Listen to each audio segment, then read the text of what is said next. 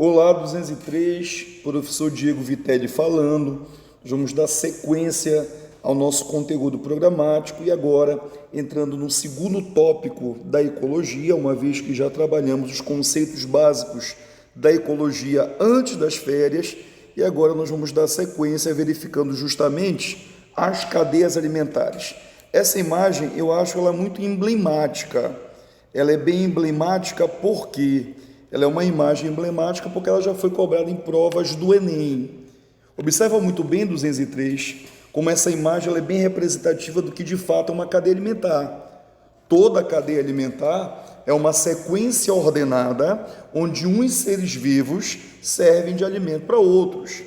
Verifica aí que este caçador ele tem interesse no tigre, o tigre tem interesse no caçador e esses abutres, no topo desta montanha, estão aguardando justamente para que tanto o caçador como o tigre, sirvam também de alimento para eles. Isso é uma cadeia alimentar. É uma sequência ordenada, é uma sequência organizada, onde um ser vivo vai servir de alimento para outro. Então, repara muito bem, atenção por favor, para que você entenda legal o conceito. Eu coloquei para você aqui um conceito que é bem representativo do que é uma cadeia alimentar. Atenção, por favor, 203. Olha aí. Observa muito bem que uma cadeia alimentar é uma interação alelobiótica. Diego, o que significa, o que representa essa palavra que é alelobiótico? Toda vez que você perceber a palavra alelobiótico, significa que é uma interação entre seres vivos. Alelobiótico é um ser vivo interagindo com outro. Ecobiótico, repito, ecobiótico é quando o ser vivo interage com um meio não vivo, luz, ar, água. Então repara muito bem que representa de fato uma interação entre seres vivos, de perfil trófico. Toda vez que você perceber, a palavra trófico vem de trófo, e trófo significa alimento, ou seja, uma relação entre seres vivos de perfil alimentar. Eu vou notar o quê? Que um ser vivo vai servir de alimento para outro. Um ser vivo, atenção, utiliza o outro para fins nutricionais. Um ser vivo vai utilizar o outro para fins nutricionais. Isso é uma cadeia alimentar. Dito isso, atenção por favor, verifica muito bem como esse esquema ele é bem representativo do conceito que acabamos de verificar aqui, 203. Observa que esse peixe aqui menor vai servir de alimento para esse. Esse que eu acabei de circular serve de alimento para este aqui, ó, Esse aqui serviu de alimento para esse aqui serviu de alimento para esse aqui serviu de alimento para esse, e este peixe maior vai servir de alimento para esse jacaré.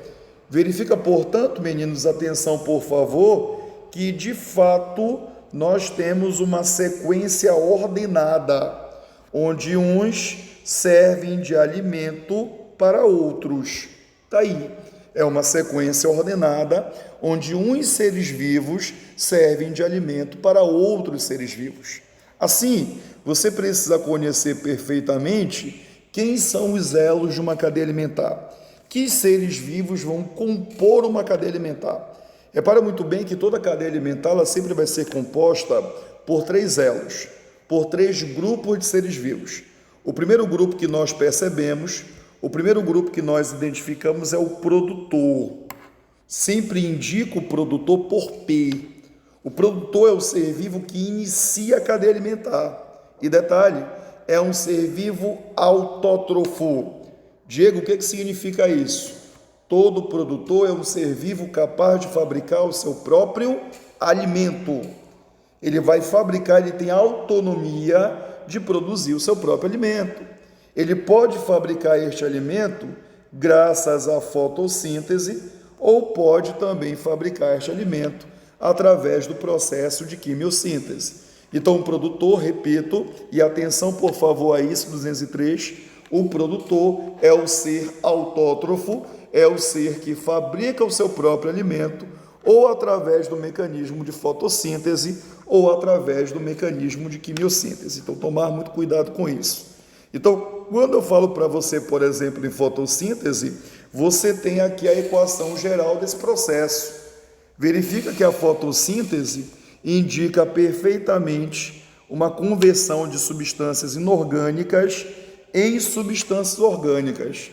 Diego, o que são aí as substâncias inorgânicas? Está aqui, ó, CO2 e água.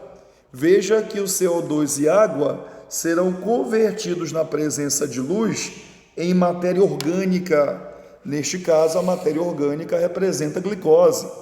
Verifica ainda que, além da produção da matéria orgânica, que servirá de alimento para o produtor, e para os demais seres que utilizam esse produtor, que se alimentam a partir do produtor, note ainda que o processo permite a liberação de gás oxigênio, ok? Então, a fotossíntese, meninos, é uma conversão de matéria inorgânica em matéria orgânica na presença de luz. Então, através da fotossíntese, o ser vivo ele é capaz, sim, de fabricar todo o alimento que necessita. Além da fotossíntese, eu percebo também a ocorrência de um segundo processo. Esse processo ele é chamado de quimiossíntese. Note muito bem, 203, que a quimiossíntese ela parece muito com a fotossíntese. Verifica muito bem, atenção por favor, que a quimiossíntese também é uma conversão de matéria inorgânica em matéria orgânica. Só tome cuidado que essa conversão ela precisa de energia para ocorrer, assim como a fotossíntese. A fotossíntese utilizou luz no processo e a quimiossíntese utilizará uma energia proveniente de reações oxidativas. Reações oxidativas são reações químicas que geram aumento do NOx em virtude da elétrons. Então não esqueça, fotossíntese utiliza a luz no processo e quimiossíntese utilizará uma energia proveniente de reações oxidativas, ok? Então, tanto a fotossíntese, filhão, como a quimiossíntese são processos que permitem a produção de energia, tá? Através do que, Diego? Como é que o ser vai extrair essa energia? De onde é que ele extrai? Do alimento. São indivíduos que conseguem fabricar o seu próprio alimento. São seres autótrofos, são seres que utilizam do recurso da fotossíntese ou da quimiossíntese para permitir essa fabricação de alimento.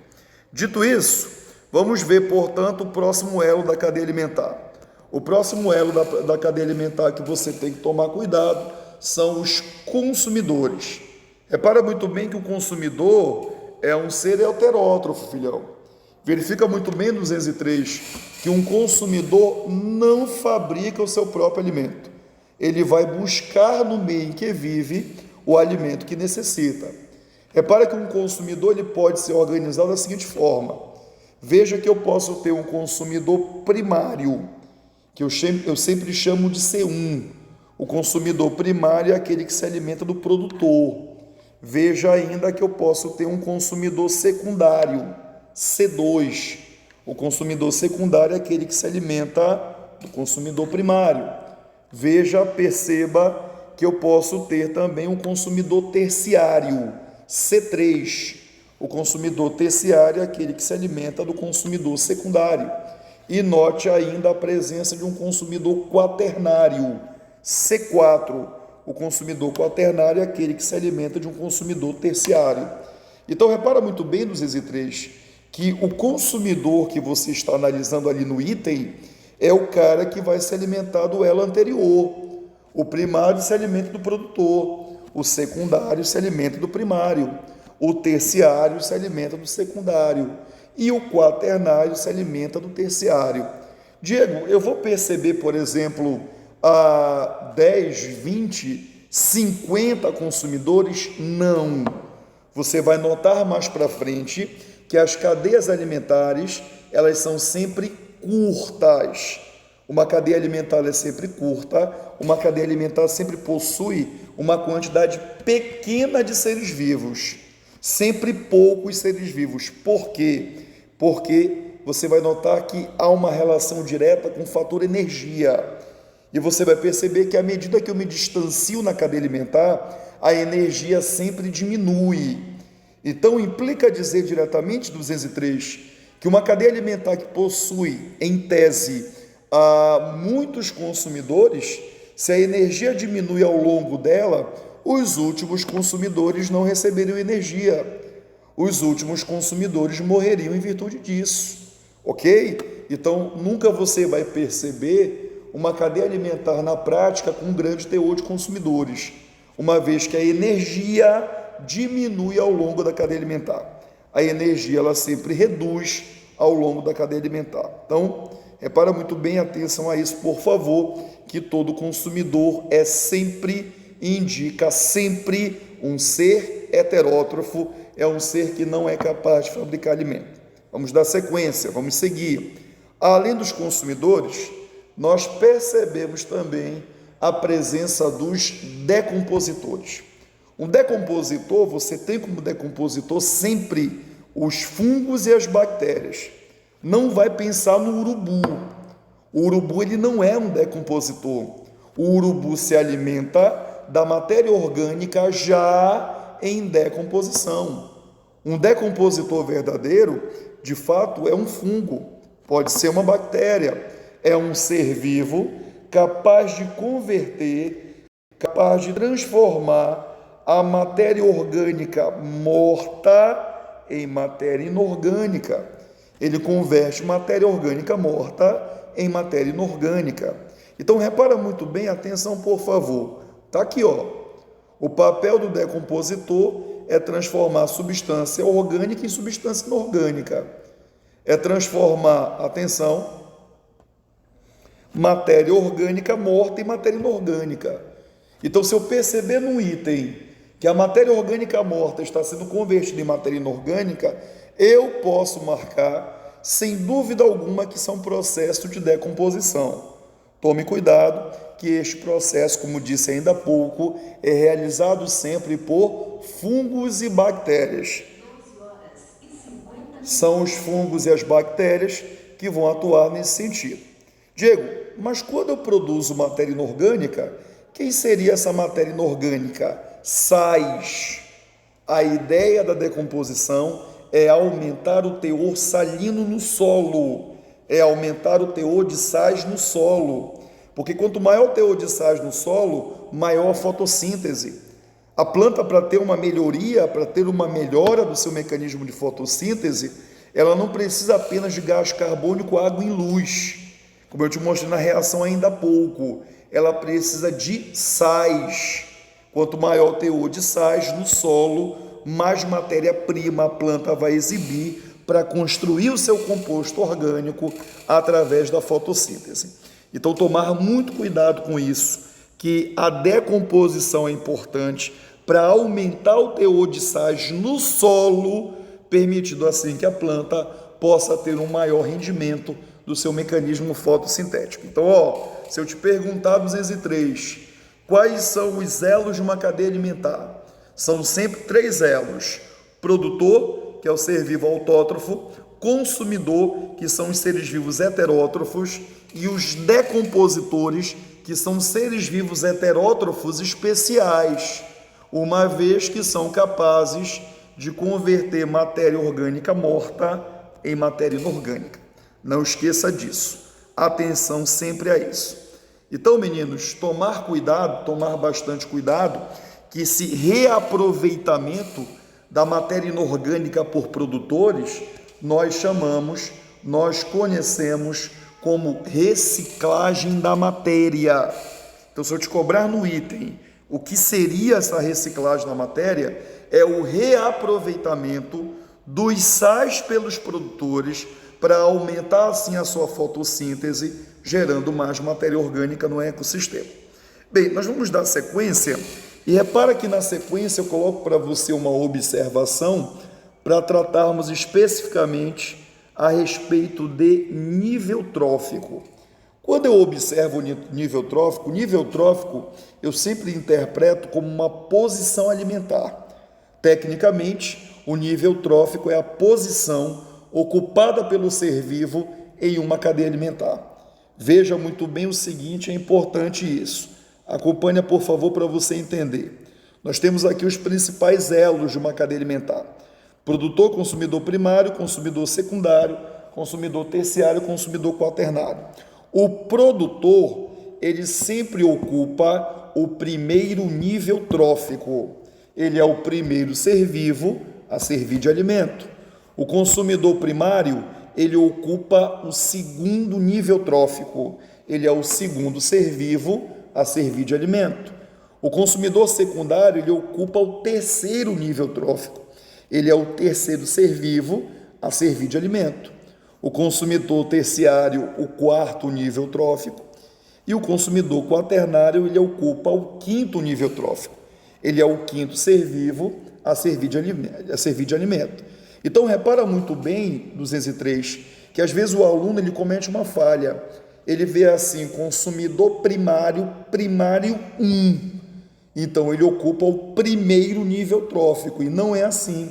O consumidor primário ele é o segundo ser vivo a servir de alimento. Portanto, ele ocupará o segundo nível trófico. Então, toda vez que você quiser, que você desejar saber o nível trófico de um ser vivo, é só você aplicar essa fórmula. Olha aí, nível trófico NT é o consumidor em questão mais um.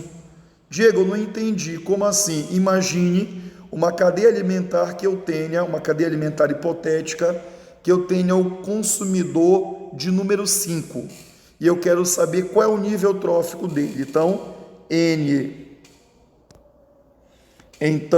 NT, ele não é o consumidor de número 5, então ele é o consumidor de quinta ordem, então número 5, 5 mais 1, ele ocupará o sexto nível trófico. Então é sempre mais um, você sempre soma mais um, ok? Tranquilo? Vamos aplicar então o que nós vimos em uma cadeia alimentar? Repara muito bem aqui, representação de uma cadeia alimentar. Veja muito bem aqui, 203, eu começo pelo produtor, o produtor serve de alimento para o consumidor primário, o consumidor primário serve de alimento para o consumidor secundário, olha aí, o consumidor secundário serve de alimento para o consumidor terciário, e o consumidor terciário serve de alimento para o consumidor quaternário. Diego, sempre nessa ordem. Repara muito bem que eu não escrevo os decompositores. Os decompositores, eles sempre ficam implícitos. Eu sei que eles estão na cadeia alimentar, mas eu não sou obrigado a representá-los. Por quê? Porque são sempre fungos e bactérias. Para você entender legal, vamos ver alguns exemplos disso. Olha aí, eu tenho essa cadeia alimentar bem aqui. Grama serve de alimento para o gafanhoto serve de alimento para um sapo, o sapo serve de alimento para a cobra e a cobra serve de alimento para o gavião. A grama 203 ela vai ser o quê? Produtor. Se a grama é o produtor, o gafanhoto é o quê? Consumidor primário. Se o gafanhoto é o consumidor primário, o sapo será o quê? Consumidor secundário. Se o sapo é consumidor secundário, a cobra, consumidor terciário. E se a cobra serve de alimento, ela é consumidor terciário, servindo de alimento para o gavião é consumidor quaternário. Repara muito bem, filhão, que eu não coloquei aqui os decompositores. Eles ficam implícitos. Eu sei que eles estão aqui, mas eu não sou obrigado a representá-los. Diego, e se eu quisesse indicar aí, Diego, o nível trófico? A grama não é o primeiro ser a servir de alimento? Primeiro nível trófico. O gafanhoto não é o segundo ser vivo a servir de alimento? Segundo nível trófico. O sapo não é o terceiro ser vivo a servir de alimento? Terceiro nível trófico. A cobra não é o quarto ser vivo? Olha lá, 1 grama, 2 gafanhoto, 3 sapo. Então a cobra é o quarto ser vivo a servir de alimento. Quarto nível trófico. Portanto, o gavião ele é o quinto ser vivo a servir de alimento, ele ocupa o quinto nível trófico. Deu para entender legal? Tranquilo? Alguma dúvida? Bem, então nós vamos parar por aqui e na nossa próxima aula, na nossa próxima videoaula, nós vamos continuar esse assunto cadeia alimentar. Se você tiver qualquer dúvida, você pode colocar aqui na postagem desse vídeo, no canal do Deodoro, no YouTube, ou assim como também você pode mandar no nosso grupo do WhatsApp. Tchau, um abraço para todos e até a nossa próxima videoaula.